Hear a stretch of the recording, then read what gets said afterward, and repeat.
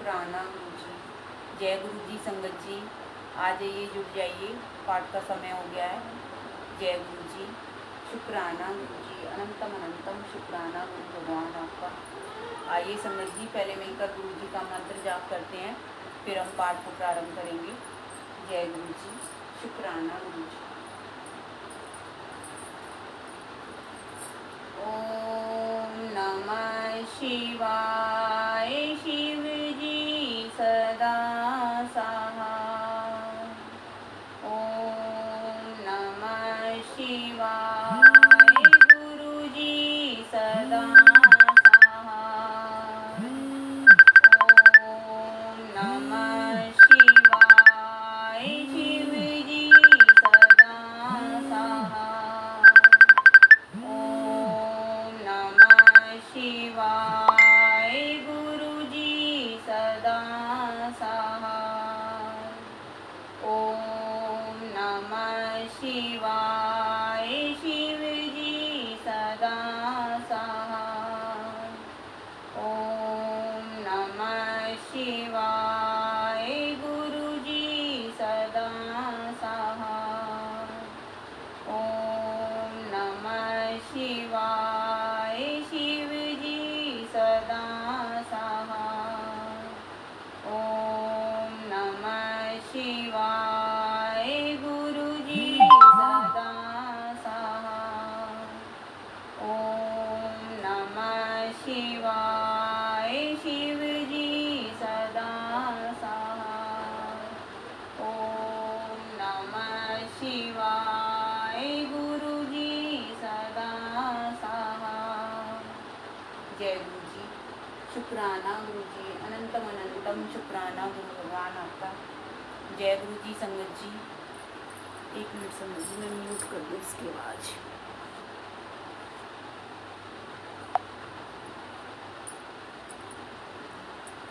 जय गुरु जी। आइए संगत जी, पहले मिलकर हम शिव जी की स्तुति करेंगे, फिर हम पाठ को प्रारंभ करेंगे। जय गुरु जी। शुक्राना गुरु जी।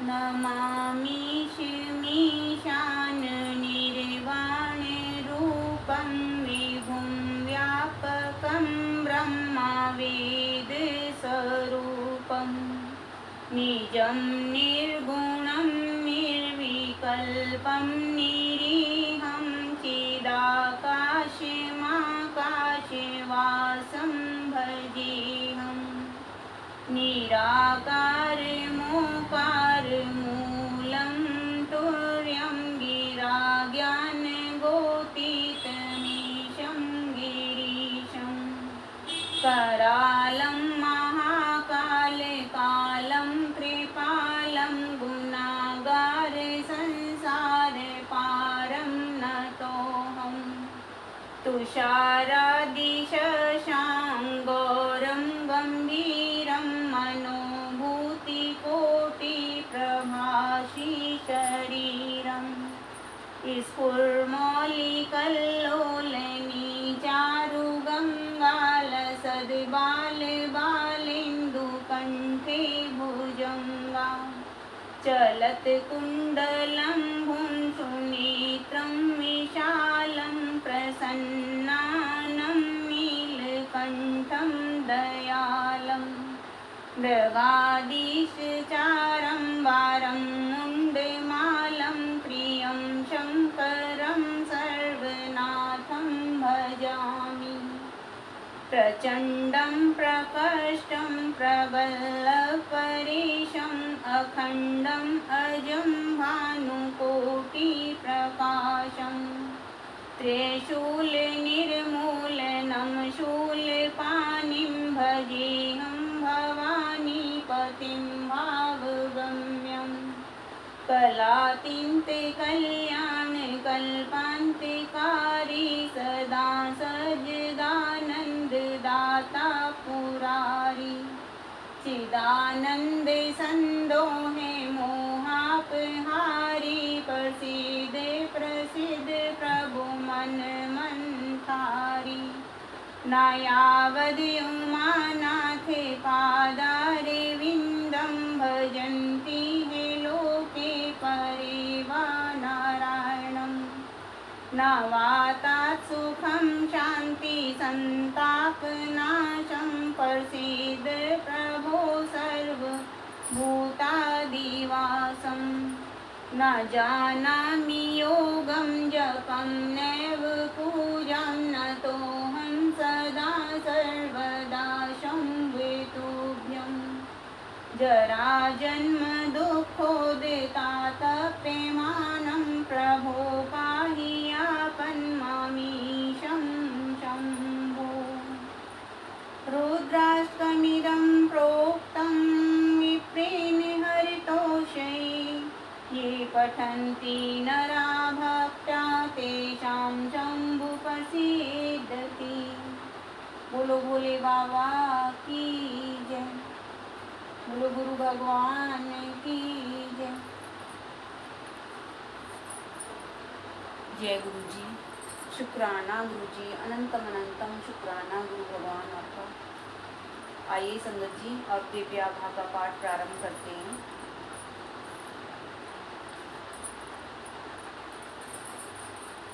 अपने सबसे प्रिय एवं आदरणीय गुरु जी के लिए मैं उस दिन का धन्यवाद करती हूँ जिस दिन गुरुजी मेरे जीवन में पधारे। अब मेरा जीवन परिवर्तित हो चुका है और ऐसा प्रतीत होता है कि शैन शैन सब कठिनाइयाँ भी समाप्त हो चुकी हैं। इसका कारण मात्र गुरुजी हैं, जो स्वयं सर्वशक्तिमान ईश्वर हैं। एक मित्र से उनके बारे में सुनकर नवंबर 2005 में मैं गुरुजी के पास आई थी। इस समय मुझ पर अनेक समस्याओं का बोझ था। वित्तीय, पारिवारिक और कई छोटी छोटी निरर्थक सी लगने लगी चिंताएं, जिनके कारण मानसिक तनाव और खिंचाव सदा बने रहते थे। कुछ भी ठीक नहीं था। मानसिक संतोष का सरासर अभाव था। मैंने गुरुजी के पास जाना प्रारंभ कर दिया। जिस दिन उन्होंने पहली बार मुझसे बात करी, मेरा जीवन सार्थक हो गया। गुरुजी के प्रथम दर्शन के 2 माह उपरांत मेरे पिता को एक दिन अचानक चिकित्सालय में प्रविष्ट कराना पड़ा। उन्हें श्वसनक ज्वर था और उनका रोग इतना गंभीर था कि उन्हें जीवन रक्षक उपकरणों पर रखने की आवश्यकता थी। चिकित्सकों के अनुसार उनके जीवित रहने की आशा मात्र 10% ही थी। उस दिन गुरुजी के मंदिर में जाकर मैंने मन ही मन प्रार्थना की थी।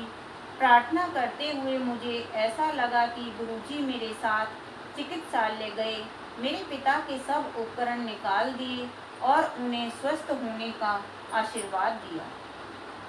शीघ्र ही गुरुजी के प्रसन्न करने पर मैंने उन्हें अपने पिता की पीड़ा से अवगत किया। अगले दिन ही चिकित्सालय जाने पर अपने पिता को बिल्कुल ठीक अवस्था में देखकर मैं चकित रह गई। उनके सब जीवन रक्षक उपकरण निकाले जा चुके थे। गुरुजी ने मेरे पिता को स्वस्थ कर उन्हें नया जीवन दान दिया था। इस घटना के बाद मुझे गुरुजी के चमत्कारों का और अधिक आभास होने लगा। मुझे शीघ्र ही ज्ञात हो गया कि वे सर्व विद्यमान हैं और मन के भीतर गहरी से गहरी छिपी हुई कामनाओं का ध्यान रखते हैं। मेरे पति का उदाहरण है। उनके वित्तीय सौदे अटके हुए थे और हमें अनेक आर्थिक समस्याएं हो रही थी। कुछ समय में ही सब सौदे स्वतः ही हल हो गए और आर्थिक चिंताएं भी समाप्त हो गई। मेरी बेटी का स्वास्थ्य चिंता का विषय बना हुआ था। उसे मूत्राशय रोग की पुनरावृत्ति होती रहती थी। गुरुजी ने उसे ताम्र लोटे से आशीष दिया और उसका जल ग्रहण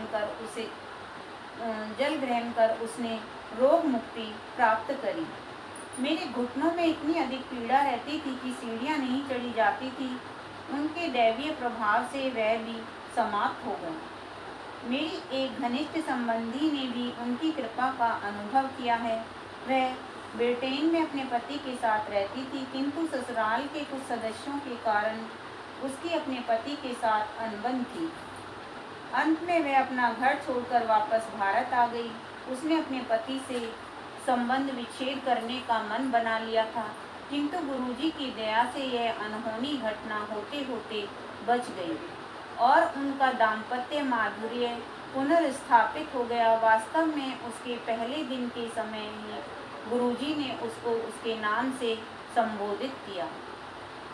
यह इस बात का सूचक है कि गुरुजी का अलौकिक प्रेम किस हद तक है, किस प्रकार से गुरुजी हमारे गूढ़तम प्रश्नों का उत्तर देते हैं और हमारे मन की समस्त भावनाओं का ज्ञान रखते हैं। हमारे जीवन में गुरुजी के प्रवेश के बाद सब कुछ सामान्य हो गया है। हमारे कुछ अच्छे कर्मों के कारण ही गुरुजी हमारे जीवन में प्रविष्ट हुए हैं। अपने चारों तरफ हम सदा उनकी रक्षा कवचों का अनुभव कर सकते हैं। वह आकस्मिक विपदाओं और आपदाओं से सदा हमारी रक्षा करते हैं। उनके कारण ही अनेक समस्याएं स्वतः ही हल हो जाती हैं। वाह्य स्तोत्र द्वारा उत्पन्न विघ्न स्वयं समाप्त हो जाते हैं। और तो और मेरी छवि, दृष्टिकोण एवं प्रवृत्ति पूर्णतः परिवर्तित हो चुकी हैं। मुझे जीवन में गुरुजी के आने के पश्चात पूर्ण शांति की प्राप्ति हुई है। अपने आश्रय में रखने के लिए हम कृपालु गुरुजी का हृदय और आत्मा से धन्यवाद करते हैं, क्योंकि यह जीवन उनके बिना असंभव है। हम अति आभारी हैं। हमारा अस्तित्व, यह लघु जीवन उनके बिना अर्थहीन है। उनकी कोई समानता संभव नहीं है। गुरुजी मानव शरीर रूप में परमात्मा है। इस जगत में हमारे कल्याण और सर्वोच्च हित के लिए ही उन्होंने यह रूप धारण किया है। श्रीमती अनु मुंजाल। गुरु अनुकंपा संपूर्ण परिवार पर। इस ग्रह पर सबसे कठिन कार्य गुरुजी के साथ अपने अनुभवों को शब्दों में पिरोना है। उनको देखने या मिलने का कोई प्राय नहीं है। उसके पश्चात ही आपको अनुभव होता है कि वह कौन है और उनमें कितनी अभूतपूर्व प्रतिभाएं हैं। परंतु उनके दर्शन सरल नहीं है। वह तो उनके नियत करने पर ही संभव है। अनेक बार उनके दर्शन करने की बनी बनाई योजनाएं सफल नहीं हो पाती हैं। इसके विपरीत यदि वह चाहें तो वह आपको कहीं से भी बुला लेते हैं। मुझे दोनों ही अनुभव हुए हैं। गुरुजी का भक्त बनने के कुछ दिन उपरांत ही मैंने अपनी अनुभूतियों का अपने उन मित्रों से उल्लेख किया जिनके साथ मैं प्रतिदिन 18-20 घंटे बिताया करता था। उन सबको यह सुनकर बहुत अचंभा हुआ और उन्होंने गुरुजी से मिलने की आकांक्षा व्यक्त करी। उनकी इच्छा के अनुरूप और मेरी उनको गुरुजी के दर्शन कराने की चाहत किसी न किसी कारणवश 6 माह तक टलती रही। वे दर्शन करने में असमर्थ रहे। अतः जब यह संभव हुआ तो अपने जीवन के हर पृष्ठ पर गुरुजी की दया पाकर वे अति कृतार्थ हुए। अंतोगत्वा गुरुजी ही अपने पास बुलाते हैं। इसे एक दिन गुरुजी ने परोक्ष में कर दिखाया। मैं बाहर जहाँ पर वाहन खड़े किए जाते थे अपने एक मित्र की प्रतीक्षा कर रहा था। एक कार वहीं पर आकर धीमी हुई और यह सोचकर कि मेरा मित्र इसी कार में है, मैंने उसे एक खाली स्थान का मार्ग दिखाया। तब मैंने देखा कि उसमें मेरा मित्र न होकर एक नव दंपत्ति यात्रा कर रहे थे। उन्होंने शालीनता से प्रश्न किया कि क्या यही नशा रेस्तरां के लिए कारें खड़ी करने का स्थान है। मैंने क्षमा याचना करते हुए उन्हें बताया कि वह स्थान तो इसी मार्ग पर कुछ और दूरी पर है। यह स्थान संगत की कारें खड़ी करने के लिए है और मैं वास्तव में अपने एक मित्र की प्रतीक्षा कर रहा था। इस संवाद के पश्चात वे दोनों अपने मार्ग पर आगे चले गए। थोड़ी देर में वह दोनों वापस आए और उन्होंने जानना चाहा कि क्या वे गुरुजी के दर्शन कर सकते हैं। मैं भौचक्का रह गया। यह नव दंपति अपनी सुनियोजित संध्या एक अमोद प्रमोद के स्थान पर न बिताकर एक गुरु के मंदिर में व्यतीत करना चाहते हैं, जिनके बारे में अभी कुछ मिनट पहले ही सुना था। उन्होंने गुरुजी के दर्शन का लाभ उठाया और वे संतुष्ट होकर गए। गुरुजी किस प्रकार से अपने भक्तों को अपने पास बुलाते हैं। गुरुजी के संरक्षण में जब से मैंने गुरुजी के पास आना प्रारंभ किया, हर दर्शन एक विशेष आनंद होता है। उनके यहाँ पर बिताया हुआ समय उस दिन और जीवन का सबसे रोमांचक काल होता है। गुरुजी बहुत कुछ देते हैं, उस लंबी सूची में उनका संरक्षण भी है। गुरुजी की छाया में प्राप्त सुरक्षा अनुपम है, यह मेरे कई अनुभवों से सिद्ध होता है। हमें गुरुजी के पास आते हुए कुछ मास ही हुए थे जब मुझे एक दिन अत्यधिक ज्वर हो गया। यद्यपि मैं औषधि कम ही लेता हूँ, उस दिन मुझे एक अति प्रबल औषधि लेनी पड़ी, परंतु न उससे लाभ हुआ, ना ही माथे पर गीला कपड़ा रखने से। मेरी माँ ने तब मुझे अपने पास रखने के लिए गुरुजी का एक चित्र दिया। उस चित्र को रखते ही मेरा ज्वर कम हो गया और तापमान सामान्य स्तर पर पहुंच गया। गुरुजी के चित्र ने मुझे तुरंत लाभ पहुंचाया था। एक बार महाविद्यालय में मुझे अचानक ही तीव्र पेट दर्द आरंभ हो गया।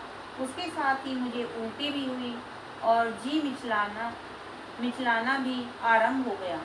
जब तक मेरे मित्र मुझे लेकर घर पहुंचे, मेरे पिता गुरुजी के यहाँ जा चुके थे। मेरे 2 मित्रों ने मेरे पिता के वापस आने तक रुकने का निर्णय लिया और मेरी लगातार बिगड़ती स्थिति देखकर उन्होंने मेरे पिता को फोन किया। चूँकि 1 घंटे तक उनकी प्रतीक्षा करना उपयुक्त नहीं लगा, वह मुझे पास के एक चिकित्सालय में ले गए। मेरा परीक्षण करने के बाद चिकित्सालय ने मुझे 2 इंजेक्शन और कुछ औषधियाँ देकर घर जाकर विश्राम करने को कहा, किंतु उससे मुझे कोई लाभ नहीं हुआ। उधर मेरे पिता ने गुरुजी को मेरी स्थिति से अवगत किया और शीघ्र जाने की आज्ञा ली। गुरुजी ने उन्हें 1 गिलास जल में नींबू का रस डालकर मुझे पिलाने को कहा। मैंने वैसा ही किया। मेरे माता पिता के घर पहुंचने तक मैं ठीक हो चुका था। कुछ वर्ष के उपरांत मुझे पुनः ज्वर ने घेर लिया। जब 2 दिन तक शाम को तापमान 104 डिग्री तक चढ़ने लगा, मुझे चिकित्सक को दिखाना आवश्यक हो गया। एक चिकित्सक ने कुछ औषधियाँ दी, उनसे लाभ न होने पर कुछ परीक्षण भी करवाए, पर उनका परिणाम अनिर्णित रहा। एक अन्य चिकित्सक ने औषधियों में परिवर्तन किया, पर उससे भी कोई सुधार नहीं हुआ। अतः 1 सप्ताह बाद मेरे पिता ने गुरुजी को बताया तो उन्होंने कुछ अभिमंत्रित हरी मिर्चें दी। उनका सेवन करते ही कुछ घंटों में ज्वर, जो औषधियों से भी नहीं उतर रहा था, मिट गया। गुरुजी की दया के अतिरिक्त और किसी से यह संभव नहीं था। जय गुरुजी। वाहन में रक्षा। गुरुजी को सबके भूत और वर्तमान का ज्ञान है। हमारी दृष्टि तो परिसीमित है और आगे क्या होने वाला है उसका हमें ज्ञान नहीं है, पर एक बार गुरुजी की शरण में आने के पश्चात और अपना जीवन उनको समर्पित करने के पश्चात वे हमारे भविष्य का भी ध्यान रखते हैं। एक बार गुरुजी ने मेरे पिता को बताया कि मेरी माँ और मेरे ऊपर संकट आने की संभावना है। गुरुजी को कुछ आभास हुआ होगा और वह उससे बचाव के लिए उपाय कर रहे होंगे। अगले दिन अपराह को मैं अपनी कार में बाजार जा रहा था, जो कोई 2 किलोमीटर दूर था। मार्ग में एक ही बड़ा चौराहा था। उसे पार करते हुए मेरे बाईं ओर से आती हुई एक मोटरसाइकिल ने जोर से कार को मारा। कार को ऐसा झटका लगा कि वह फिसल कर मार्ग के बीच में बने हुए विभाजक पर जा टकराई। मेरे ऊपर कांच के छोटे छोटे टुकड़े टूटकर बिखरे हुए थे। मैंने जब सामने के कांच को देखा तो वह साबुत था।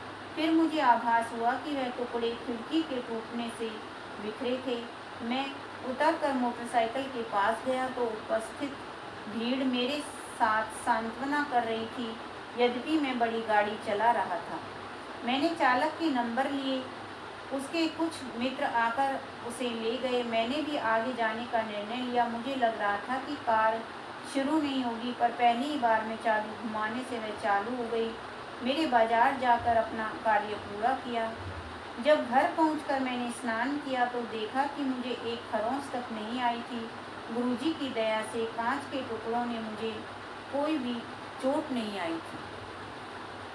उस संध्या को जब हम एक संबंधी की कार में गुरुजी के पास पहुंचे तो गुरुजी ने मेरे पिता को कहा कि वे चिंता ना करें, केवल कार ही क्षतिग्रस्त हुई है और यह ध्यान देने योग्य है कि बेटे को कोई खरोंच तक नहीं लगी है। कार को देखकर कोई यह विश्वास नहीं कर सकता था कि उसके चालक को कोई चोट नहीं लगी है। कार को बहुत अधिक नुकसान हुआ था। उसका पूरा बायां हिस्सा बदलना पड़ा और उसको ठीक करने में 1 सप्ताह का समय लग गया। केवल गुरुजी ही मुझे यह 100% सुरक्षा दे सकते थे। शीत ऋतु में एक संध्या को गुरुजी के यहाँ जाते हुए जब मैं कार चला रहा था, अचानक ब्रेकों ने काम करना बंद कर दिया। यदि यह नोएडा से दिल्ली जाते हुए व्यस्त यातायात में हुआ होता तो निश्चित ही घातक होता, पर यह घटना एक लाल बत्ती पर हुई जब कार बहुत धीमी थी। आधे मार्ग पर आ जाने के बाद हम ना तो वापस जाकर कोई और व्यवस्था करने की स्थिति में थे, ना ही आगे बढ़ सकते थे। उस समय शाम के 7:30 बजे होंगे। अंधेरा हो गया था और ठंडा मौसम होने के कारण किसी मैकेनिक के मिलने की आशा भी बहुत कम थी। परंतु हमें एक मिस्त्री मिल गया जो घर जाने वाला था और उसने सहायता भी करी। कार की बैटरी से बत्ती लगाकर वह कोई आधा घंटे तक दोष ढूंढने का विफल प्रयास करता रहा। अंत में मेरी बहन आरती ने गुरुजी से विनती करी जिससे हमें उनके दर्शन में और देर नहीं हो। ठीक उसी समय कार के दोष का पता लग गया। शीघ्र ही कार ठीक हो गई और हम गुरुजी के दर्शन की राह पर चल पड़े। जब हमने गुरुजी के दर्शन के लिए जाना आरंभ किया था तब मैं कार चलाना सीख रहा था, पर कभी भी नोएडा की सीमा को पार नहीं किया था। अतः मेरे पिता दोनों दिशाओं में कार चलाते थे। यह नोएडा और दिल्ली के यातायात में एक दिशा में 20 किलोमीटर से अधिक का मार्ग था। उनको एक बार कार्यवश चंडीगढ़ जाना पड़ा और हमारे पास उनके वापस आने तक गुरुजी के पास जाने का कोई विकल्प नहीं था। मैं हिचक रहा था, पर माँ और बहन के प्रोत्साहन पर जब मैंने पिता से अगले दिन गुरुजी के पास कार में जाने की आज्ञा मांगी तो उन्होंने तुरंत हामी भर दी। अगले दिन जब मैं माँ और बहन के साथ कार निकाल रहा था तो हमें जहाँ बहन बैठी हुई थी अचानक गुरुजी की उपस्थिति का आभास हुआ। उस दिन जब तक मैं कार चलाता रहा गुरुजी की उपस्थिति बनी रही। लौटते हुए भी यही हुआ। जैसे ही कार को घर पर खड़ा किया उनकी सुगंध लुप्त हो गई। गुरुजी अपने भक्तों का इतना ध्यान रखते हैं। उनके पास जाते हुए उनकी उपस्थिति न केवल उनकी दया और स्नेह के सूचक थे, उन्होंने हमारी रक्षा भी करी और मेरा उत्साहवर्धन भी किया। जय गुरुजी। महाविद्यालय में प्रवेश। जब हमने गुरुजी के पास आना आरंभ किया, मैं 10वीं कक्षा में था। मैंने 12वीं कक्षा विज्ञान विषयों के साथ करी थी। विचार यह था कि एक वर्ष में यांत्रिकी विद्यालयों की प्रवेश परीक्षाओं के लिए अध्ययन करूंगा। साथ ही मैंने दिल्ली विश्वविद्यालय स्नातक पाठ्यक्रम में भी प्रवेश पा लिया। उसी समय मैंने कुछ परीक्षाओं में अनुभव हेतु बिना पढ़े प्रयत्न भी किया। परिणाम इस स्तर के नहीं थे कि मुझे नोएडा या आसपास के विद्यालयों में प्रवेश मिल सके। मैं घर से दूर रहकर नहीं पढ़ना चाहता था। कुछ विद्यालयों में संपर्क स्थापित करने पर उन्होंने प्रवासी भारतीय छात्रों वाले स्थान लेने का सुझाव दिया, जिनके लिए अत्यधिक व्यय होता। अतः मैंने 1 साल अध्ययन कर तैयारी करने का निश्चय किया। कुछ माह व्यतीत हो गए। चूँकि कुछ स्थान अभी भी रिक्त थे, उत्तर प्रदेश के क्षेत्रों के लिए विशेष प्रवेश परीक्षाएं हुई, परंतु इसमें भी वही प्रवासी भारतीय छात्रों वाली कथा दोहराई जा रही थी। एक दिन गुरुजी ने मेरे पिता को बुलाया और कहा कि तुम्हारे पुत्र को प्रवेश मिल गया है, प्रसन्न रहो। मेरे पिता को इस कथन का अर्थ समझ में न आने पर भी उन्होंने गुरुजी का धन्यवाद किया और घर आ गए। अगले दिन मेरे पिता ने मेरे विद्यालय से घर लौटने पर मुझसे पूछा कि क्या मैं ग्रेटर नोएडा में एक यांत्रिकी महाविद्यालय में पढ़ना चाहूँगा। उस दिन तिथि 14 नवंबर थी और प्रवेश 10 नवंबर को बंद हो चुके थे। भाव विभोर होकर मैंने तुरंत हामी भर दी। मैं अपने पिता के साथ उस महाविद्यालय के कार्यालय में गया और संसद कागज पत्र दिए। मुझे अगले दिन से कक्षाओं में आने के लिए कहा गया। वापस घर आते हुए मेरे पिता ने पूरा वृत्तांत सुनाया। कैसे प्रात उनके एक मित्र ने उन्हें फ़ोन करके तुरंत महाविद्यालय के कार्यालय में बुलाया। जब मेरे पिता वहां गए तो उनसे एक प्रपत्र भरवाकर गुजरी हुई तिथि का चेक देने को कहा गया। कुल राशि मात्र 24,000 रुपये थी, जिसमें से 19,000 फीस के थे और शेष लौटाई जाने वाली सुरक्षा राशि के लिए थी। उस स्थान पर सबसे कम व्यय था और हमें घर से बुलाकर प्रवेश दिया गया था। तब मेरे पिता को गुरुजी के कथन का अर्थ समझ आया। ऐसी है गुरुजी की माया। जय गुरुजी। मित्रों पर गुरुजी की अनुकंपा। प्रत्येक व्यक्ति जो गुरुजी के पास आता है उसे गुरुजी की अनुकंपा किसी रूप में अवश्य प्राप्त होती है। आशीष, योगेश और मुकेश मेरे अच्छे मित्र हो गए थे। कुछ प्रारंभिक बाधाओं के पश्चात उनको गुरुजी के दर्शन हुए, उनके कमल चरणों में स्थान मिला और कुछ अद्भुत अनुभूतियाँ भी हुई। हमारे महाविद्यालय में छमाही सत्र होते थे। अनुत्तीर्ण होने पर 1 वर्ष के अंतराल पर पुनः उस सत्र की परीक्षा दे सकते थे, परंतु यदि उत्तीर्ण होने के लिए 10 अंकों तक की आवश्यकता होती थी, वे दे दिए जाते थे। योगेश के 11 नंबर कम थे, अतः नियमानुसार उसे 1 वर्ष की हानि होती। 1 माह उसे बहुत परेशान रहना पड़ा, क्योंकि उसे अगली कक्षा में आने की अनुमति नहीं मिली। एक दिन उसने गुरुजी से सहायता के लिए प्रार्थना करी और ऐसा करते करते सो गया। जब वह सोकर उठा तो वह अपने स्वप्न को लेकर प्रसन्नचित पर असमंजस में था। उस समय उसने हमें कुछ नहीं बताया। अगले दिन समाचार पत्रों में विश्वविद्यालय परिषद की बैठक में हुई निर्णय का वर्णन छपा हुआ था, जिसमें उन्होंने सब छात्रों को 4 वर्ष में एक बार 15 नंबर देने का निश्चय लिया था। इस प्रकार योगेश का 1 वर्ष बच गया और तब उसने उस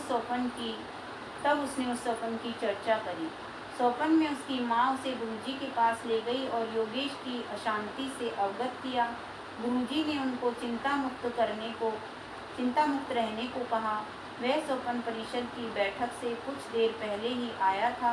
उसके पश्चात बैठक में निर्णय निश्चित ही गुरुजी के हस्तक्षेप से लिया गया होगा।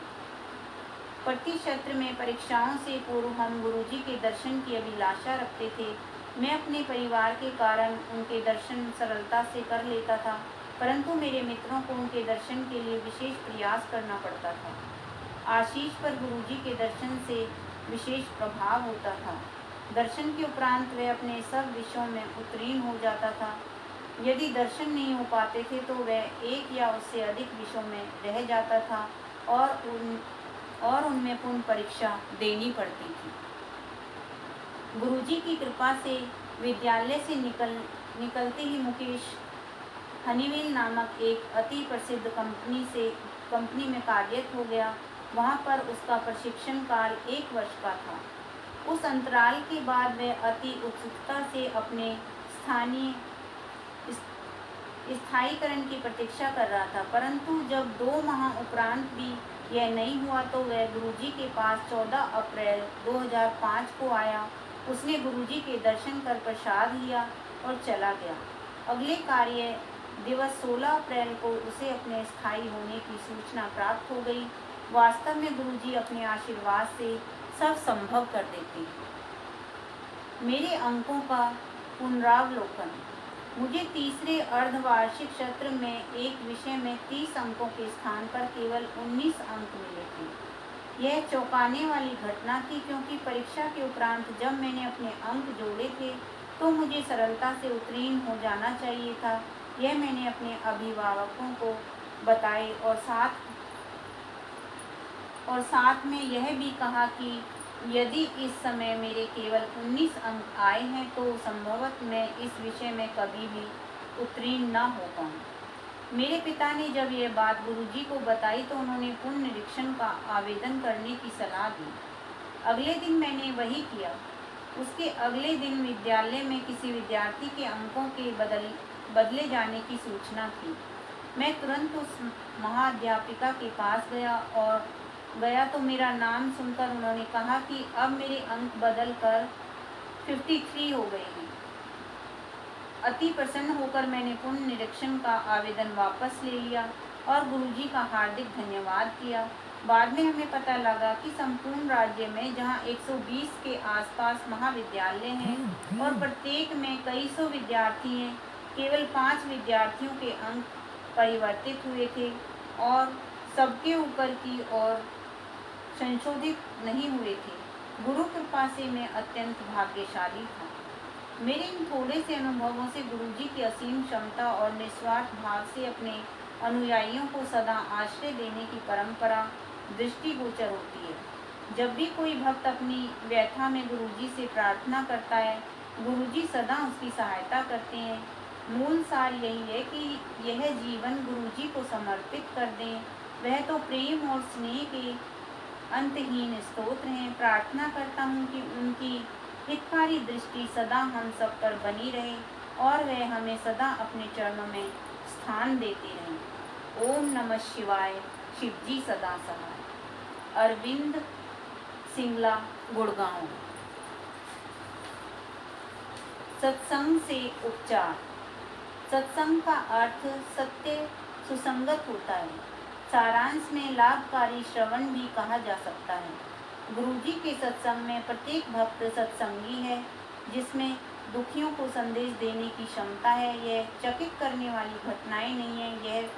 यहाँ पर श्रोताओं को लगता है कि सुना जा रहा प्रवचन उनकी ही आप बीती है। यह एक ऐसे ही सत्संग की कथा है। श्री अरुण सहगल सिर में खून के थक्के के कारण चिकित्सालय में प्रविष्ट हुए थे। उन्होंने कभी गुरुजी के दर्शन नहीं किए थे। एक भक्त जो सहगल को जानते थे, उनसे मिलने पहुँचे और वार्तालाप में उन्होंने गुरुजी का वर्णन करना आरंभ किया। यह स्वयं में एक सत्संग था। सहगल द्वारा सत्संग सुनने के पश्चात चिकित्सकों ने देखा कि वह खून का थक्का मस्तिष्क के अकर्मण्य क्षेत्र में चला गया है। यह चमत्कार सुनने के बाद उस भक्त ने सहगल को बताया कि उन पर गुरुजी की कृपा हुई है और अब उनको चिंता करने का कोई कारण नहीं है। तथापि रोगी ने इसकी उपेक्षा करी और समझा कि यह गुरु कृपा नहीं अपितु संयोग है।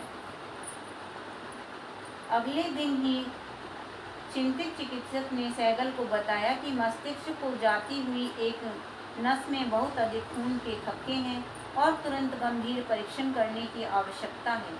उन्होंने चिकित्सा पद्धति का वर्णन करते हुए बताया कि वह बहुत संकटपूर्ण होगी।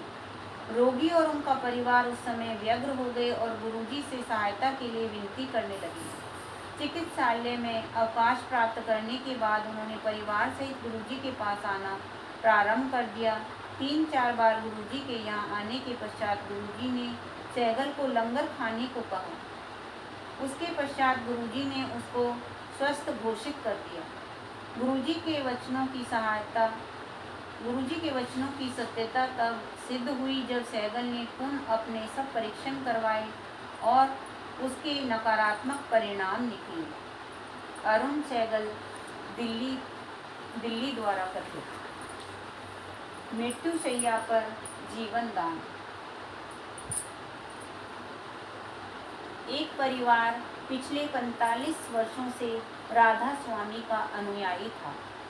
उनमें से एक अशोक ग्रोवर गुरुजी के भक्त थे। उन्हें जब अपने संबंधी का फोन आया कि उनके पिता मृत्युशैया पर हैं, तो वे तुरंत घर गए। उनके पिता को लगातार हिचकियां आ रही थी और चिकित्सकों ने और कुछ कर पाने में अपनी असमर्थता व्यक्त कर दी थी।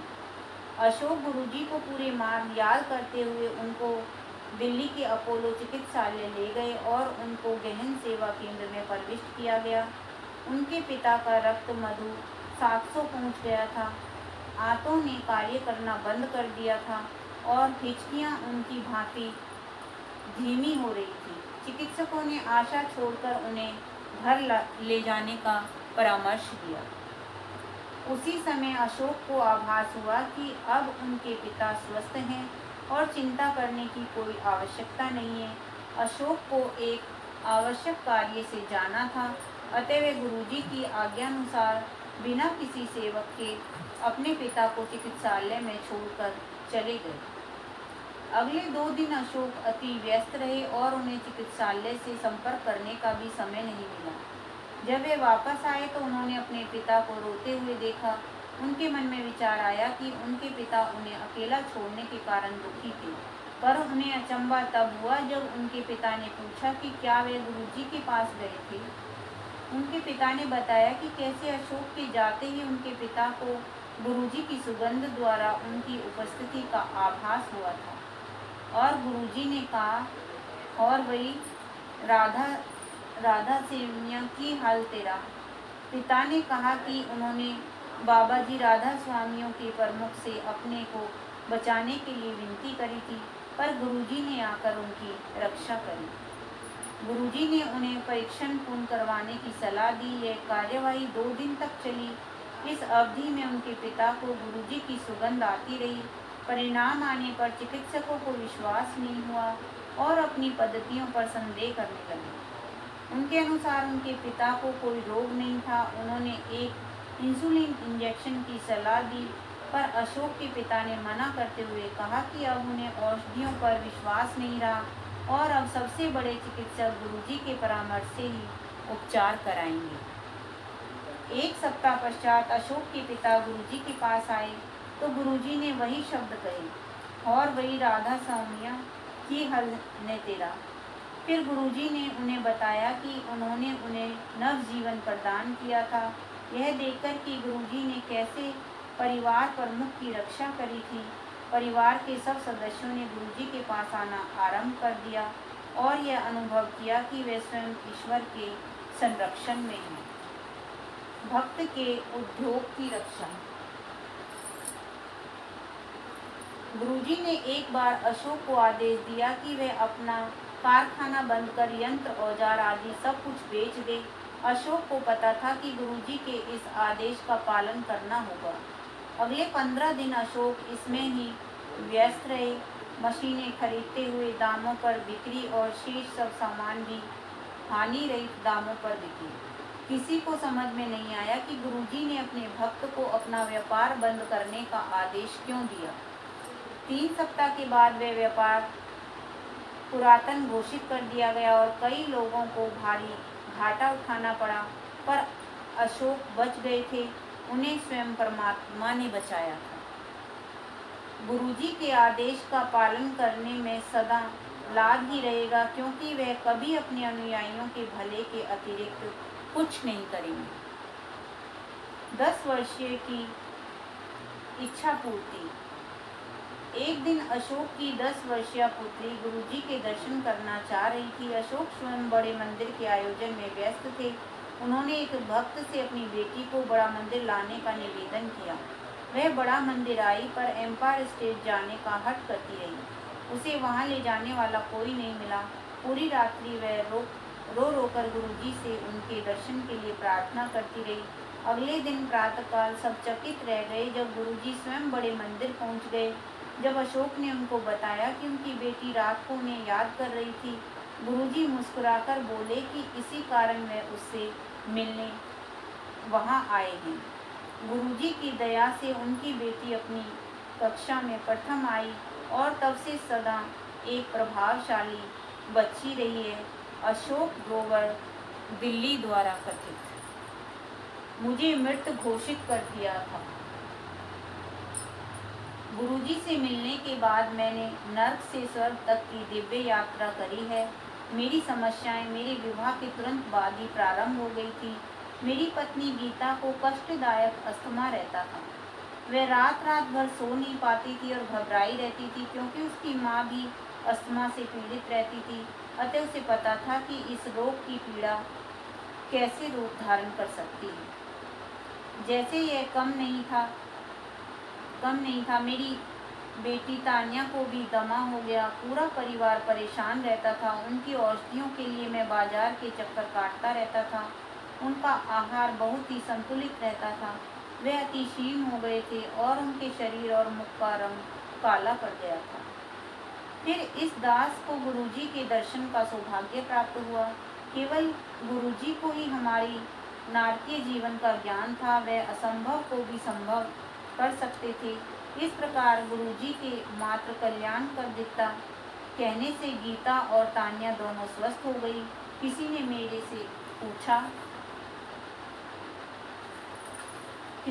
से पूछा कि किसी के कल्याण कर दिता कहने मात्र से कोई असाध्य रोग से कैसे मुक्ति प्राप्त कर सकता है। वास्तव में मनुष्य के लिए यह संभव नहीं है, पर गुरुजी तो स्वयं ईश्वर है और ईश्वर वह कर सकता है जो सामान्य सबके लिए संभव नहीं है। गुरुजी के आशीष सर्व फलदायी हैं। अपनी पत्नी और पुत्री के स्वस्थ होने के पश्चात मुझे लगा कि मैं स्वर्ग में हूँ। थोड़े दिनों बाद मुझे गुरुजी की सहायता की आवश्यकता पड़ी। 5 अगस्त 2004 की रात्रि को मेरी छाती में पीड़ा होने लगी। चिकित्सक के पास जाने पर उसने प्राथमिक चिकित्सा देकर मुझे घर लौटकर पूर्ण विश्राम करने को कहा। प्रातःकाल उठने के आधे घंटे बाद वेदना पुनः आरंभ हो गई। उसके साथ ही बाईं भुजा में भी पीड़ा थी। सब लक्षण हृदय रोग के थे। चिकित्सक ने पुनः प्राथमिक उपचार करके मुझे लुधियाना के हीरो हार्ट सेंटर में ईसीजी कराने के लिए भेज दिया। मैंने अपने एक मित्र से मुझे गुरुजी के पास ले जाने की विनती करी। अगले दिन 6 अगस्त को उन्होंने मुझे गुरुजी का चित्र दिया। मेरी वेदना तुरंत समाप्त हो गई। 7 अगस्त को चिकित्सकों ने परीक्षण करने पर देखा कि मेरे हृदय की 2 धमनियां बंद थीं और उन पर शल्य चिकित्सा करी। उसी दिन संध्या को मेरी हृदय गति रुक गई। मुझे मृत घोषित कर दिया गया। तथापि चिकित्सकों की इस घोषणा के बाद मुझे पुनः चेतना आ गई। मुझे यह ज्ञान नहीं है कि कितना समय बीत गया था। चिकित्सकों को झटका तब लगा जब मैंने मेरे नाम और पते से संबंधित प्रश्नों के उत्तर दिए। यह देखकर कि मैं उनके प्रश्नों के उत्तर दे रहा हूँ, वह मुझे तुरंत शल्य कक्ष में ले गए। उन्होंने स्वीकार किया कि मैंने उन्हें अत्यंत भयभीत कर दिया था। मुझे पता है कि मैं आज गुरुजी के कारण जीवित हूँ। मृत होने के पश्चात केवल ईश्वर नव जीवन प्रदान कर सकते हैं, अतः गुरुजी ईश्वर हैं। शीघ्र ही चिकित्सकों ने पूछा कि मैं चिकित्सालय में क्या कर रहा हूँ, क्या मुझे घर नहीं जाना। निश्चित ही मुझे जाने की उत्सुकता थी। संगत के 2 सदस्य और मित्र श्री नरेंद्र और उनकी पत्नी मुझे दिल्ली से मिलने आए। उस समय तक मैं काफ़ी स्वस्थ था और घर आ गया था। 2 सप्ताह के बाद मैं गुरुजी को अपना आभार प्रकट करने दिल्ली गया। गुरुजी के यहाँ मैंने चिकित्सकों के खान पान के परामर्श की अवज्ञा कर लंगर ग्रहण किया। मैंने टिक्कियाँ और गोलगप्पे प्रसाद के रूप में खाए। अब मैं पूर्णतः संतुष्ट और स्वस्थ हूँ। मैं गुरुजी की कृपा से ही लिख पा रहा हूँ।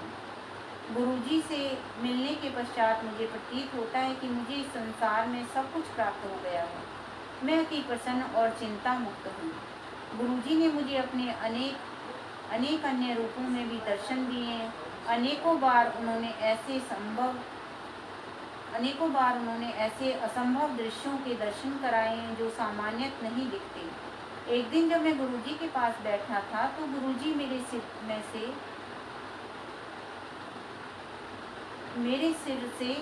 शरीर में प्रवेश कर गए। मैंने सोचा कि थोड़ी देर में वह बाहर आ जाएंगे, पर ऐसा नहीं हुआ। जैसे ही यह विचार मेरे मन में आया, मैंने देखा कि वे बाहर आए और उन्होंने शिव रूप धारण कर लिया। माँ गंगा ने उनके केशों से निकलकर मेरे शरीर में प्रवेश किया। उसके पश्चात उनके शरीर से शेषनाग ने निकलकर इस दास के कपाल में प्रवेश किया। शेषनाग ने ओम और ओम नमः शिवाय मेरे पूरे शरीर पर लिख दिया। शेषनाग ने मेरे शरीर से स्टेंट भी निकाल कर बाहर फेंक दिया। अब वह मेरे शरीर और हृदय की देखभाल करते हैं। गुरुजी ने मुझे बताया कि शेषनाग सदा मेरे शरीर में रहेंगे। फिर उन्होंने एक चाकू निकाल कर मेरा त्रिनेत्र बताया और वहाँ पर बैठ गए। मेरे पैर काटकर नए पैर लगाए जिन पर ओम नमः शिवाय अंकित था और कहा कि यह वहीं जाएंगे जहाँ पर सब ठीक रहेगा। फिर उन्होंने मेरे चक्षु निकालकर वहाँ पर मयूर पंख से ओम लिखा और कहा कि यह केवल अच्छा देखेंगे, बुरा नहीं। गुरुजी सदा मेरे साथ रहते हैं। हम अपने परिवार के सदस्यों और मित्रों को छोड़ सकते हैं, पर गुरुजी हमारे साथ रहते हैं। वे हमारी समस्त चिंताएं दूर कर हमें आनंद प्रदान करते हैं। गुरुजी इस जीवन में मेरे सब कुछ है, मेरे पिता, माता और मित्र। मैं उनके बिना नहीं रह सकता। मैं स्वयं अपने को, अपने बच्चों को उनके चरणों में समर्पित करता हूँ। मैंने जब भी चाहा है, गुरुजी ने मुझे शिव रूप में दर्शन दिए और उनसे माँ गंगा ने मेरे सिर में प्रवेश किया है। एक बार गुरुजी ने शिव रूप में मेरे ऊपर त्रिशूल फेंका, जिसने मेरे शरीर को घेर कर उसके सब ओर एक त्रिकोण बना दिया। गुरुजी ने कहा कि वे सदा मेरे साथ रहेंगे। कुछ अंतराल बाद गुरुजी ने मेरा हृदय निकाल कर एक नया हृदय दिया और कहा कि अब कभी कोई समस्या नहीं होगी। पिछले वर्ष 17 मई 2006 को मुझे सौंपन आया कि 2 यमदूत श्वेत वस्त्रों में मेरे पास आ गए। मेरे पास आए वह कह रहे थे कि मेरा समय समाप्त हो गया है और साथ चलने के लिए कहा। तुरंत गुरुजी प्रकट हुए और उन्होंने यमदूतों को कहा कि मैं उनके साथ नहीं जा रहा हूँ। यमदूतों ने गुरुजी को कहा कि वह मुझे ले जाने आए हैं। गुरुजी ने उनको कहा कि यद्यपि मेरा समय समाप्त हो चुका है, मैं अभी पृथ्वी लोक पर और रहूँगा। उन्होंने उन्हें जाने को कहा और वे चले गए मेरे बिना। मैं उठा और समय देखा तो रात्रि के 1 बज रहे थे। मेरा हृदय पेच की भांति कसा हुआ था। गुरुजी ने पुनः मेरी जीवन रक्षा करी थी और मैंने उनका धन्यवाद किया। उन्होंने मुझे बार बार जीवन प्रदान किया है। मेरी उनसे विनती है कि वह 100 जन्मों तक मुझे अपने कमल चरणों में स्थान दें और मैं उनकी अभिलाषा के अनुसार कार्यरत रहूं। मैं अपने आप को उन्हें सुपुर्द करता हूँ। मुझे उनके साथ अपनी अनुभूतियों का अधिक ज्ञान नहीं है। जब भी मैं उनकी ओर देखता हूँ, मुझे आकाश से उनके दिव्य रूप पर गुलाब की पंखुड़ियाँ गिरती हुई दिखाई देती हैं। मैं उनकी दया से नर्क से स्वर्ग तक आ गया हूँ और प्रार्थना करता हूँ कि मैं उनकी आशा के अनुरूप कार्य करता रहूँ और किसी भी कारण से कभी भी विचलित नहीं हूँ। अश्वनी शर्मा, चंडीगढ़।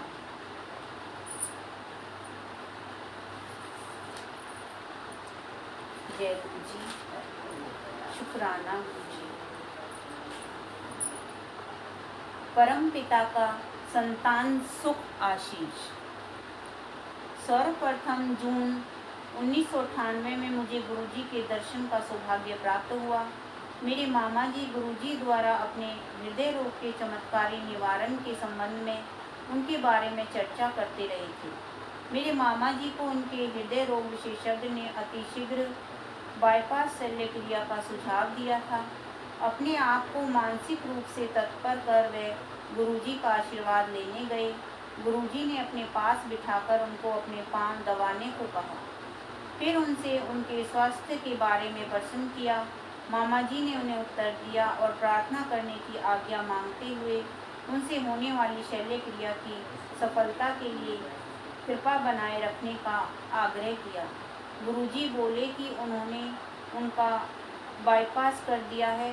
यह मामा जी जैसे श्रद्धालु के लिए विश्वास करना कठिन था, पर उन्हें प्रसन्नता थी कि गुरुजी ने उन्हें धन्य कर दिया था। अगले दिन प्रातः मामा जी प्रवेश पूर्व परीक्षणों के लिए चिकित्सालय गए। परिणाम के अनुसार उनका हृदय ठीक से कार्य कर रहा था। हृदय रोग विशेषज्ञ के निष्कर्ष के अनुसार उनकी अच्छी निद्रा के कारण परिणाम सही थे। उन्होंने मामा जी को एक अन्य प्रयोगशाला से परीक्षण कराने को कहा। उन जब वही फल आए तो चिकित्सक अचंभे में पड़ गए। तब मामा जी ने पूर्व रात गुरुजी का प्रसंग सुनाया तो चिकित्सक को गुरुजी के दिव्य हस्तक्षेप पर चुप्पी साधने के अतिरिक्त कोई और स्पष्टीकरण नहीं सूझा। यद्यपि अब मुझे गुरुजी के प्रभाव के बारे में ज्ञान था, उन दिनों श्रीनगर में रहने के कारण उनके दर्शन नहीं कर पाया। मैं दिल्ली थोड़े समय के लिए कार्यवशी आता था। सौभाग्य से अगली बार जब मैं दिल्ली आया तो मामा जी ने शुभ समाचार दिया कि गुरुजी दिल्ली में हैं और हम उनसे मिल सकते हैं। उसी संध्या को हम एम्पायर स्टेट गए। हमारे पहुंचने तक बहुत देर हो गई थी। लंगर का अंतिम चक्र चल रहा था और गुरुजी कुछ देर के लिए अपने कक्ष में चली गई थी। हम लंगर समाप्त करने के बाद संगत में बैठे थे। जब गुरुजी अपने कक्ष से बाहर आए, गुरुजी के प्रथम दर्शन काला कुर्ता धारण किए, सभागृह में प्रभावशाली, निरंकारी और मनोहर चाल से चलते हुए आज भी मेरे मानस पटल पर अंकित हैं। उन्होंने मामा जी को पहचान लिया और हम नवागंतुकों को देखकर हमारे पास आए। उन्होंने मामा जी को हमारा परिचय कराने को कहा और मेहरौली गुड़गांव मार्ग पर दी रेंच नामक एक कृषि भवन में अपने जन्म दिवस पर आने को कहकर हमें प्रस्थान करने की आज्ञा दे दी। प्रथम दिवस और परीक्षा काल। संयोग से अगले दिन दिल्ली में अपने कार्यालय पहुंचने पर मुझे अस्थायी काल के लिए वापस श्रीनगर जाने को कहा गया। वहां पर कार्यरत एक नवीन अधिकारी से कुछ चूक हो गई थी और एक ग्राहक ने उच्च क्षेत्रीय कार्यालय में असंतोष प्रकट किया था। गुरुजी से उनके जन्मदिवस के अवसर पर उनके दर्शन न पाने की निराशा के साथ मैं श्रीनगर लौट गया। मुझे सौंपे गए कार्य में सफल होने का विश्वास था, क्योंकि मुझे गुरुजी के दर्शन और आशीष दोनों प्राप्त हो चुके थे। मुझे ज्ञात था कि सब कुछ गुरुजी की इच्छानुसार ही होगा। कठिन परिस्थितियों में मैं श्रीनगर और अवंतीपुर के कार्य संभालता रहा। वह ग्राहक अत्यधिक अपेक्षा रखता था और अपने अभियोग सिद्ध करने के लिए हमसे बहुत कार्य करवाता था। संभवतः इससे पूर्व मैं यह कार्य न कर पाता, पर इस बार अंतर था। मेरे पास एक आश्रय था और कठिन काल में मैं उनको याद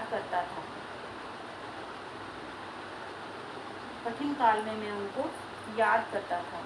अनंतर 1 मास के उपरांत उस ग्राहक ने मुझे अपने कार्यालय में बुलाया। उसने मेरे समक्ष ही क्षेत्रीय कार्यालय में फोन किया और मेरे द्वारा दी गई उच्च स्तरीय सेवाओं की अति प्रशंसा करी। उसने अपना अभियोग भी वापस ले लिया और मुझे प्रशंसा पत्र भी दिया। मुझे पता था कि इसका कर्ता कौन है। गुरुजी के पुनः दर्शन होने की उत्सुकता सहित मैं दिल्ली वापस आ गया। मेरे परिवार के सदस्य गुरुजी के जन्मदिवस आयोजन पर गए थे और नियमित रूप से एम्पायर स्टेट भी जाते रहते थे। उन्होंने गुरुजी के जन्मदिवस के अवसर पर उपस्थित सैकड़ों श्रद्धालु और उन भक्तों के बारे में बताया जिनकी गुरुजी ने सहायता करी थी। मैंने सोचा, क्या वे हमें संतान सुख का आशीष देंगे। विवाह के 7 वर्ष बीतने पर भी हम संतान सुख से वंचित थे। चिकित्सक, प्रार्थना और उपाय सब असफल रहे थे। मेरे मामा जी ने गुरुजी का आशीर्वाद लेने का सुझाव दिया। उन्होंने अपने एक ठेकेदार मित्र का प्रसंग भी सुनाया।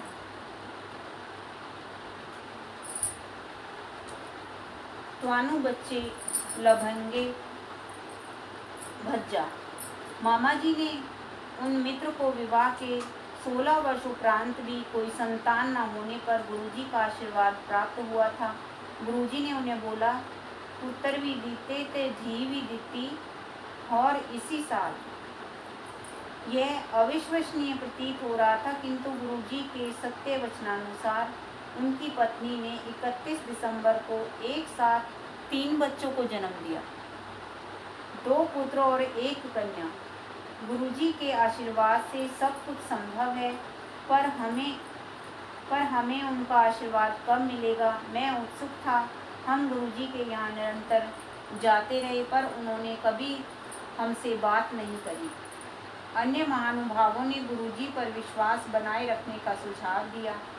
वे अनुकूल समय आने पर बात करेंगे। उनके पास जाकर अपनी समस्या मत बताओ। एक दिन जब हम लंगर के पश्चात संगत में बैठे हुए थे, गुरुजी ने मुझे अपने पास आने का इशारा किया। क्या वास्तव में मुझे बुला रहे थे? संगत ने आश्वस्त किया कि मुझे ही बुलाया है। मन में अनगिनत विचार समेटे, किंतु बोलने का साहस जुटाने के कठिन प्रयास सहित मैं उनके पास पहुंचा। ऐथे क्यों आया वे? गुरुजी कोई बच्चे नहीं हैं। बस इतना ही बोलने का साहस जुटाकर मैंने उत्तर दिया। अनासक्त भाव से वे बोले, "त्वानु बच्चे लबेंगे भज्जा।" कुछ सोचे बिना ही मैं बोल पड़ा, "गुरुजी, मैं भागने के लिए नहीं आया हूँ।" गुरुजी मुझे देखकर बोले, "चंगा, 8वें दिन आता रही।" इस बात ने मुझे अति विस्मित कर दिया। गुरुजी को कैसे पता कि हर 8वें दिन आना ही मेरे लिए सुविधाजनक है। उस समय मैं 8 दिन के पाली चक्र में कार्यरत था। 2 दिन प्रातः, 2 दिन अपराह्न और 2 दिन रात्रि और फिर 2 दिन अवकाश। इस प्रकार पहले अवकाश को ही सत्संग में आना सुविधाजनक था। हमने गुरुजी के दर्शन के लिए हर 8वें दिन जाना प्रारंभ कर दिया। संगत के अनुमंत्रित भाग्यवान सदस्य अपने अनुभव सुनाते थे। इससे हमें भी आश्वासन मिलता था कि गुरु कृपा से हमारी मनोकामना भी पूर्ण होगी। पर कब? हम स्वयं से प्रश्न करते रहते थे। अन्य समस्याएं हल हो रही थी। मेरी पत्नी का कार्य स्थायी हो गया था। अपने साक्षात्कार से पूर्व उसने गुरुजी से आशीष प्राप्त किया और 42 प्रत्याशियों में वह अकेली चुनी गई थी। हमारी आर्थिक परिस्थितियों में भी सुधार हो रहा था। हम दोनों संतानोत्पत्ति निष्फलता का उपचार करा रहे थे, परंतु सफलता हाथ नहीं लग रही थी। यद्यपि चिकित्सा को आशा नहीं थी, तथापि उन्होंने गर्भाशय में वीर्यारोपण का सुझाव दिया था। उन्होंने कहा कि यदि यह भी असफल रहा तो फिर बाह्य प्रत्यारोपण कर गर्भाधारण में बिठाने का प्रयास करा जाएगा, किंतु वह अधिक मूल्यवान होगा। उन्हीं दिनों मैंने अपने उच्च कार्यालय से समाचार मिला कि मुझे अधिशासी MBA की प्रवेश परीक्षा देने के लिए चुना गया है। जून 2000 में प्रारंभ होने वाले इस प्रोग्राम की अवधि 1 वर्ष थी। मैं दुविधा में था। मेरी पत्नी परीक्षा देने के विरुद्ध थी। मैंने उसे गुरुजी पर यह निर्णय छोड़ने को कहा। उसके अनुसार मेरे चुने जाने पर उपचार वर्ष भर बंद करना पड़ेगा। गुरुजी के अगले दर्शन के अवसर पर साहस बटोर कर मैंने सुझाव मांगा। गुरुजी ने उत्तर दिया कि ऐसे अवसर जीवन में बार बार नहीं आते और मुझे जाना चाहिए। यह बात सुनकर मेरी पत्नी उदास हो गई। मैंने परीक्षा दी। सफल अभ्यर्थियों की सूची आने से पूर्व कई चर्चाएं होती थी। यह सुनकर कि मेरा नाम उन चर्चाओं में नहीं था, मेरी पत्नी चिंता मुक्त हुई। इसी समय चिकित्सक ने 2 जून 2000 को अंतिम बार पुनः पिछली प्रक्रिया दोहराने का निर्णय किया। उन्हें इस बार भी कम आशा थी। उन्होंने कहा कि अगली बार दूसरी प्रक्रिया करेंगे। मैंने अपने कार्यालय में समाचार दिया, मैं विलंब से पहुंचूंगा। इधर चिकित्सालय में प्रथम नमूने और परीक्षणों के बाद मुझे एक और नमूना देने को कहा गया।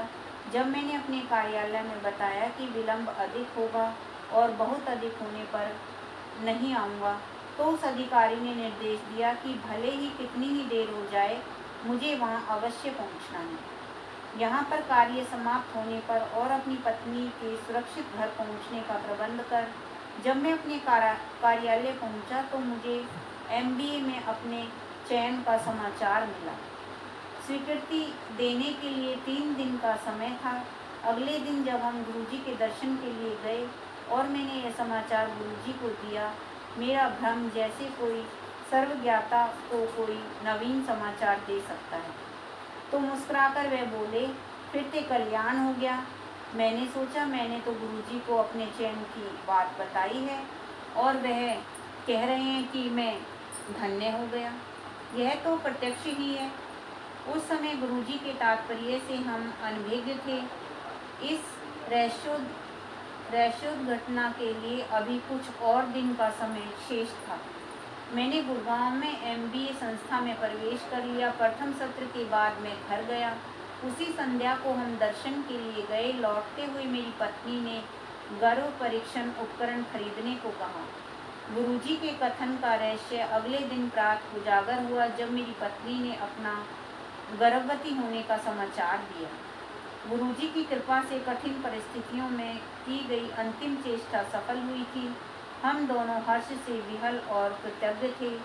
चक्षुओं में अश्रु भरे हम दोनों बहुत देर तक गुरुजी के चित्र का चुंबन लेते रहे। उसी शाम को हम गुरुजी के पास गए और उनके चरण कमल छूकर जैसे ही उन्हें यह सूचना देने के लिए मैंने अपना मुख खोलना चाहा, एक बार पूर्ण सर्वज्ञाता को बताने की भूल उन्होंने मुझे चुप रहने का संकेत दिया और बोले, मैनू पता है। मेरी अनुपस्थिति होते हुए भी मेरी पत्नी का गर्भकाल सहजतापूर्वक बीत गया। उसी अवधि में उसे महाविद्यालय परिसर में ही घर मिल गया, जिससे प्रतिदिन यात्रा करने के कष्ट से भी मुक्ति मिल गई। उसने 31 जनवरी 2001 को पुत्र को जन्म दिया। शिशु के 40 दिन पूर्ण होने पर हम उसे गुरुजी का आशीर्वाद दिलाने उनके पास ले गए। उस दिन आज्ञा लेते समय गुरुजी मेरी पत्नी को बोले, पूनम आंटी और मुंडा लेना है। मेरी पत्नी को एकाएक अत्यधिक अचंभा हुआ, पर वह कुछ नहीं बोली। उसके बाद गुरुजी हर दर्शन के समय मेरी पत्नी से यह पूछते रहे।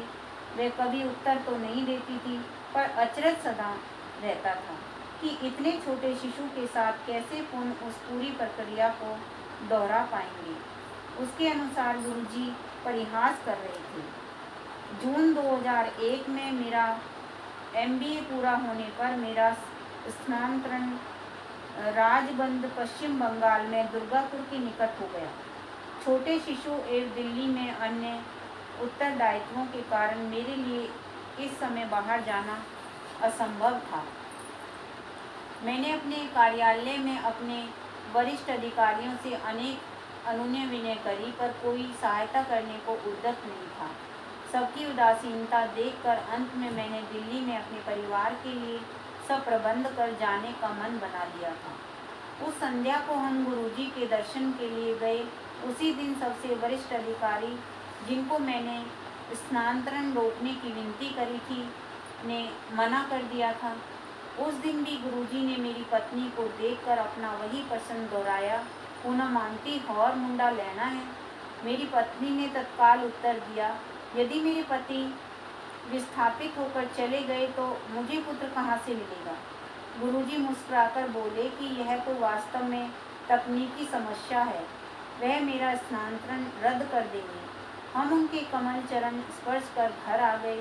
2 दिन के पश्चात मेरे एक वरिष्ठ अधिकारी ने फ़ोन किया और बोले, तुम अपनी समस्याओं के कारण ना जाने की बात करते रहे हो, तुम एक आवेदन पत्र लिखकर मुझे भेज दो। मुझे भेज क्यों नहीं देते, मैं देखता हूँ कि क्या हो सकता है। मुझे उनके मन में इस विचार की उत्पत्ति के कारण का पता था। उसके पश्चात गुरुजी के जन्म दिवस 7 जुलाई 2001 में मैंने पुनः कार्यालय में काम प्रारंभ कर दिया। तब मैं दिल्ली 2 वर्ष और रहा। गुरुजी उसके बाद भी मेरी पत्नी से निरंतर वही प्रश्न करते रहे। अप्रैल 2002 में एक दिन मेरी पत्नी ने उत्तर दिया, जैसी आपकी इच्छा। अगले दिन ही गर्भ परीक्षण के सफल परिणाम निकले। इस बार यह बिना किसी चिकित्सा पद्धति के संभव हुआ था। गर्भकाल की अवधि में एक बार मेरी पत्नी ने मुझसे कहा कि इस बार कन्या होनी चाहिए और गुरुजी से इस बारे में निवेदन करेगी। अगले दर्शन के समय वह गुरुजी के चरण स्पर्श करते समय कहने वाली थी कि गुरुजी पहले ही बोले। पहली बार मुंडा ते दूजी बार भी मुंडा। उसे अपना उत्तर मिल गया और उसने 1 दिसंबर 2002 को पुनः पुत्र को जन्म दिया। गुरुजी ने दूसरे पुत्र का नामकरण इच्छुक किया।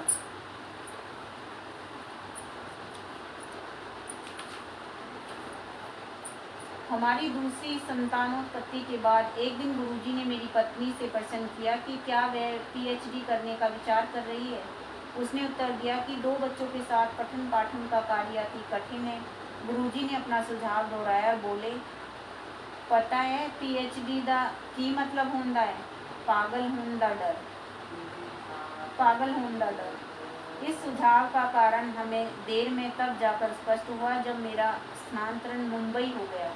मेरी पत्नी मेरे साथ ही पीएचडी आरंभ कर लंबा अवकाश लेने की अवस्था में ही मेरे साथ रह सकती थी। अपने अंतरण पत्र लेकर मैं गुरुजी का आशीष लेने गया तो उन्हें अपने स्थानांतरण के बारे में बताया। उन्होंने मुझे जाने की आज्ञा दे दी। प्रथम वर्ष में मुंबई में अकेला रहा। इस अवधि में कुछ बार हम गुरुजी के दर्शन के लिए आए। एक ऐसे ही अवसर पर गुरुजी ने कहा कि मैं अपने परिवार को साथ ले जाऊं, नहीं तो वह एक और पुत्र दे देंगे। हमें संदेश मिल गया और पत्नी ने पीएचडी के लिए आवेदन दे दिया। गुरुजी की दया से बहुत कम समय अवधि में सब औपचारिकताएं भी पूर्ण हो गई। फलस्वरूप मेरा परिवार मुंबई आ गया। यहाँ पर यह बताना अनुपयुक्त नहीं होगा कि मेरे पिता के एक मित्र जो एक निपुण ज्योतिषी भी हैं, उन्होंने मुझे बताया था कि मेरी पहली संतान 41 वर्ष की आयु में होगी। उनकी भविष्यवाणी के अनुसार मुझे 2 कन्याओं के बाद ही पुत्र होगा। इनसे ज्योतिष में संभवतः कभी गलती नहीं हुई थी।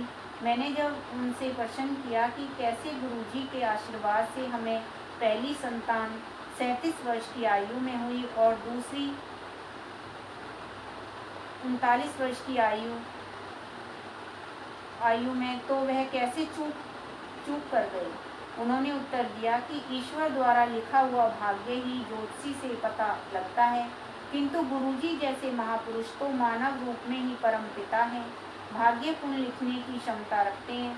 अतः इसमें कोई शंका नहीं होनी चाहिए कि हमारे प्रारब्ध कर्म को बदलने वाले स्वयं भगवान के अतिरिक्त कोई और नहीं हो सकते। जय गुरु जी, शुक्राना गुरु जी, अनंतम अनंतम शुक्राना गुरु भगवान आपका। संगत जी, आज हम पाठ को यहीं पर विराम दे रहे हैं। कल फिर हम आगे की कथा प्रारंभ करेंगे, तो आप सब जुड़िएगा। जय गुरु जी, शुक्राना गुरु जी, अनंतम अनंतम शुक्राना गुरु भगवान आपका। आइए संगत जी मिलकर गुरु जी का शुक्राना करते हैं। जय गुरु जी, शुक्राना गुरु जी, सेवा बख्शने का शुक्राना गुरु भगवान। ऐसी अपनी कृपा बना के रखना गुरु जी। जय गुरु जी, शुक्राना गुरु जी।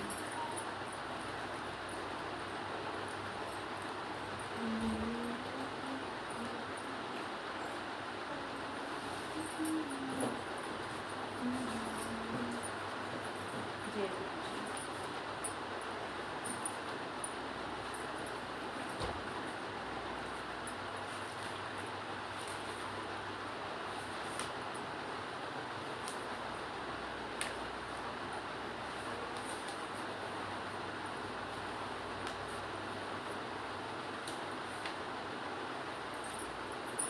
जय गुरु जी, शुक्राना गुरु जी।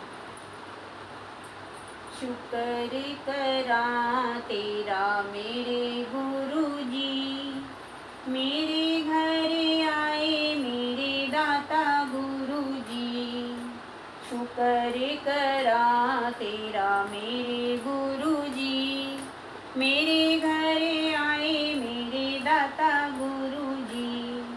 धन्य भाग मेरे घर आए गुरु जी, सोए हुए भाग जगाए गुरु जी। धन्य भाग मेरे घर आए गुरु जी, सोए हुए भाग जगाए गुरु जी। सत्संग हुआ घर मेरे गुरु जी, मेरे सारे काज संवारे गुरु जी। सत्संग हुआ घर मेरे गुरु जी, मेरे सारे काज संवारे गुरु जी। शुक्र करा शुक्र करा शुक्र करा गुरु जी, शुक्र करा शुक्र करा तेरा शुक्र करा। ओम नमः शिवाय, शिव जी सदा सहाय।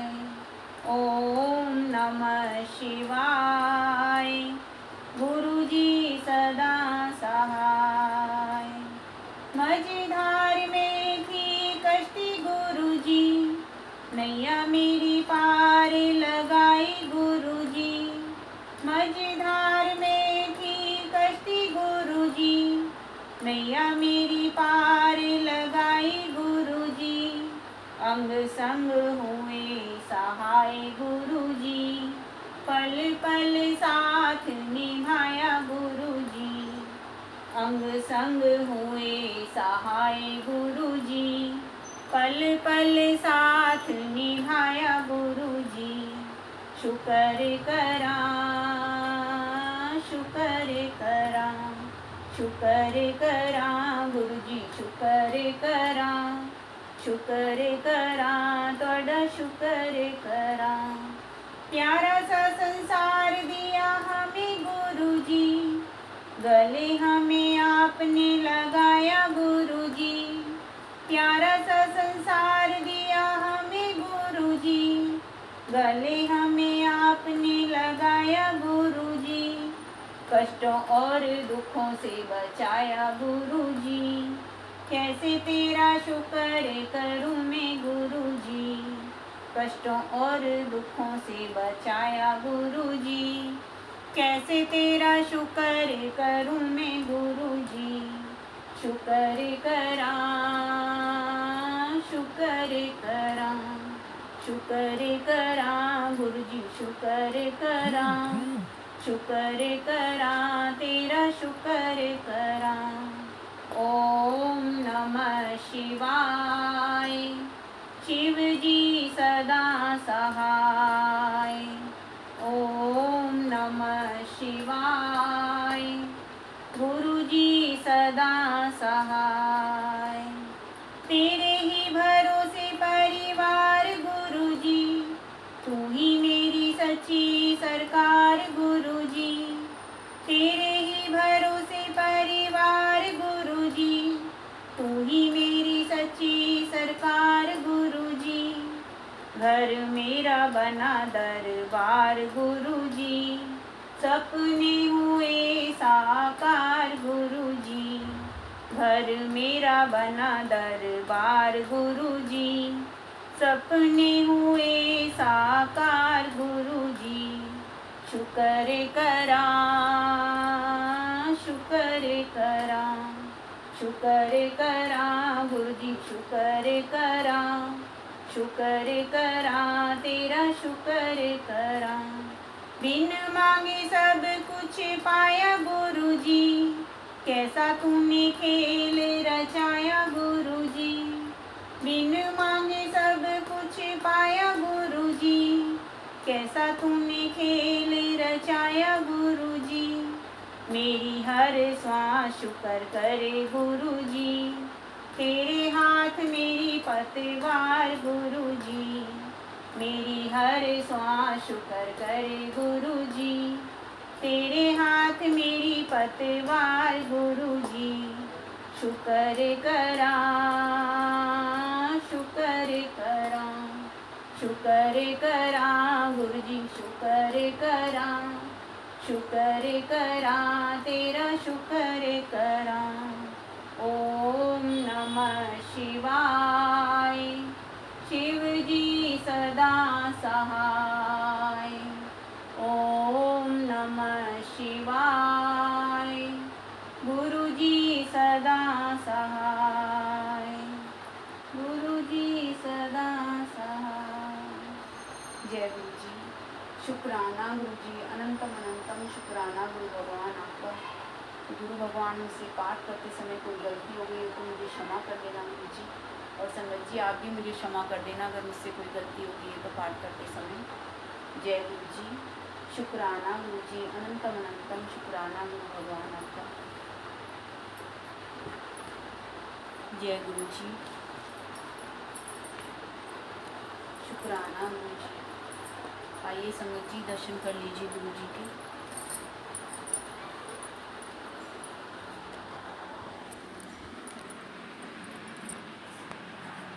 जय गुरु जी। शुक्राना गुरु जी, अनंतम अनंतम शुक्राना गुरु भगवान आपका। सेवा बख्शने का शुक्राना गुरु जी। जय गुरु जी,